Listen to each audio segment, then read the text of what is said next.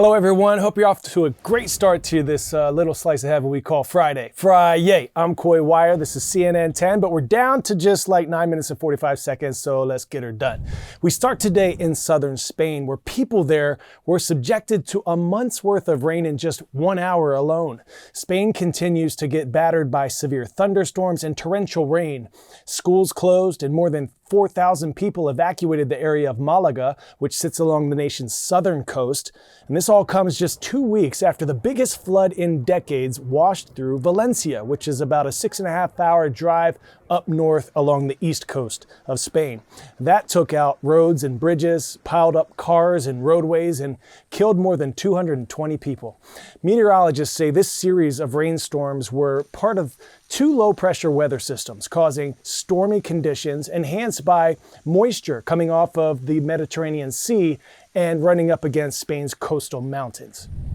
Next, we go to China, where the country's largest air show showcased Chinese and Russian military aircraft, signaling an increasingly closer alliance between the two countries. Russian President Vladimir Putin has said he wants to build a new world order, less focused around the United States, and he's been working to forge closer relationships with China and North Korea, a country which is believed to have recently sent more than 10,000 troops to fight with the Russian army against Ukraine. CNN's Fred Pleitgen has more.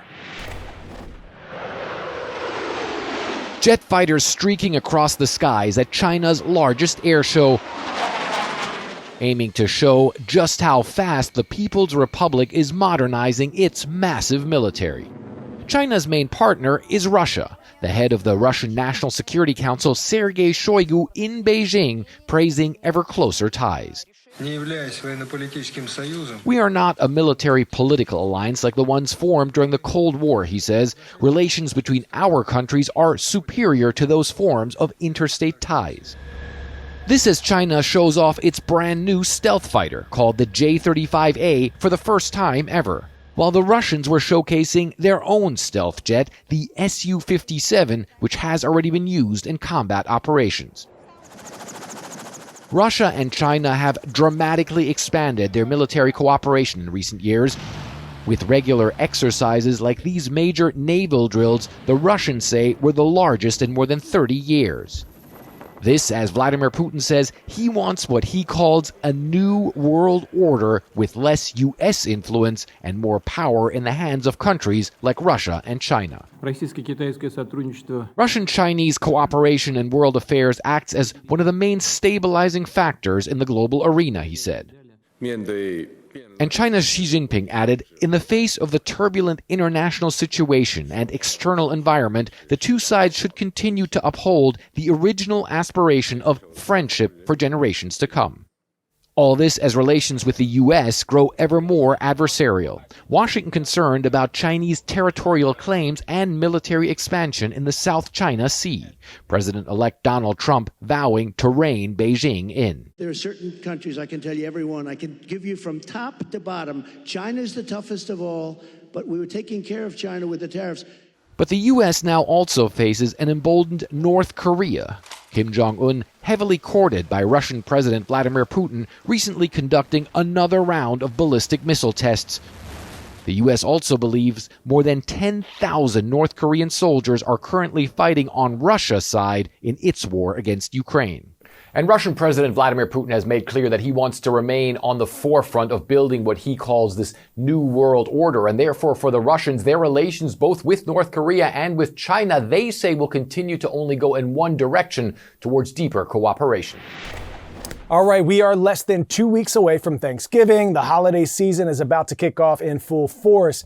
Did you know that 77% of Americans who plan to display a Christmas tree this year will opt for an artificial one? That's according to a survey done last year by the American Christmas Tree Association. Despite that, in the U.S., about 25 to 30 million real Christmas trees are sold every year.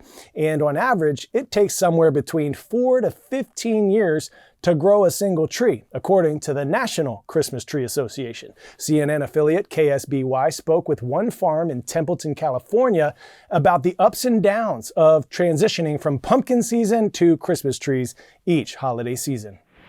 For co-owners of Jack Creek Farms, Mandy Evenson and Becky Sumter, the holidays are a busy time of year as the sisters convert from a pumpkin patch to a tree farm. Our pumpkin season actually runs all the way up to and including Thanksgiving, and then the day after Thanksgiving is when we transition into selling Christmas trees. Farming both pumpkins and Christmas trees helps support the farm during difficult growing years. Years like this where a Christmas tree crop is a little bit skinny and we're kind of in between harvests, we had a great pumpkin harvest. I asked why the tree harvest varies year to year.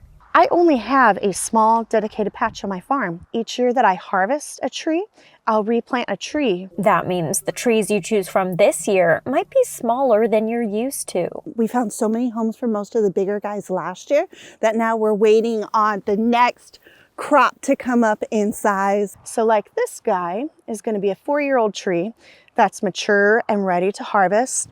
This is a little baby tree that you can see comes just past my knee. The past few years of severe weather conditions made growing Christmas trees difficult. Bad floods, bad droughts, intense heat. That means we're kind of at an in-between year where I don't have as many trees available for picking. The Templeton-based farm is one of the few farms that still grows Christmas trees on the Central Coast. The vast majority of the Christmas trees that are purchased on the Central Coast are grown up in Oregon and Washington because they have the cooler weather, they have a climate that trees are better suited toward. They grow 2 varieties that are suited to the weather here in Templeton, the Monterey Pine and the Monterey Cypress, of which there are 40 full-size trees available this year. We might sell out our first day this year. Pop quiz hot shot. Which planet has the largest ocean? Venus, Earth, Jupiter, or Neptune?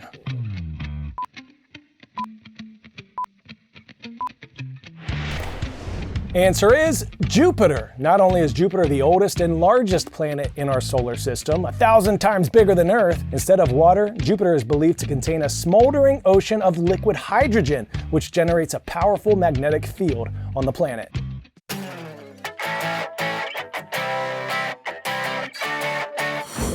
In today's story, getting a 10 out of 10, we're getting a jaw-dropping closer look at Jupiter. Check this out. This is Jupiter in high res. Newly released photos from NASA's Juno spacecraft gives us an unprecedented up-close look at the planet's colorfully turbulent atmosphere. Is it just me, or does this look a lot like Vincent van Gogh's famous painting, The Starry Night? A NASA spokesperson called the gas giant's images mind-blowingly brain-melting, and that the images not only provide a spectacular look at Jupiter's swirling, turbulent atmosphere, but also countless revelations about the inner workings of this massive and mysterious planet. All right, it is shout out time now, and our last shout out of the week goes to Lakeshore Middle School in Mequon, Wisconsin. Thank you for being part of the CNN 10 family. Go on out, make someone smile this weekend. You never know when or how. You just may be the light someone needs. Rise up, everyone. I'm Coy Wire. This is CNN 10. It's been simply awesome to spend this week with you.